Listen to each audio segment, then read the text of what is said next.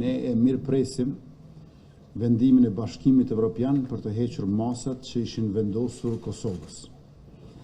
Ato ishin të padrejta që në ditën e parë, sepse së pari institucionet e Republikës Kosovës nuk ishin shkaktare të eskalimit të situatës në 4 komunat në veri të vendit tonë, dhe së dyti, sepse deeskalimi i situatës ishte pikërisht merit e institucioneve të Republikës së Kosovës. Republika e Kosovës dhe institucionet e saj u bën cak i sulmeve terroriste, prej të cilave 2 me pasoja të rënda.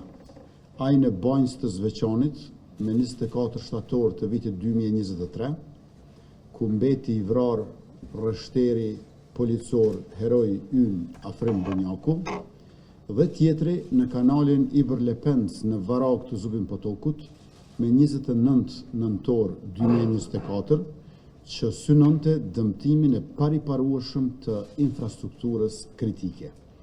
Për të 2 këto sulme tashmë ka aktakuza të ngritura. Për rastin e Banjskës, të gjitha provat dëshmojnë për një plan të përgatitur me përfshirjen dhe financimin e shtetit Serbisë për aneksimin e veriut të Kosovës përmes strukturave paramilitare pas një konflikti që do të zgjerohej. Po të mos ishin vendimet në kohë dhe reagimi i shpejt e profesional i njësive tona speciale të policisë, mëngjesi 24 shtatorit të vitit 2023 do të na zbardhte një realitet krejtësisht tjetër në terren. Ndërka që për sulmin mbi kanalin Iber Lepens, provat e grumbulluara dhe informacionet rreth të arrestuarve gjithashtu konfirmojnë përfshirjen e strukturave ilegale të Serbisë dhe vetë shtetit të Serbisë. Në retrospektiv, çdo kompromis ndaj sundimit të ligjit do të ishte fatal për Republikën e Kosovës.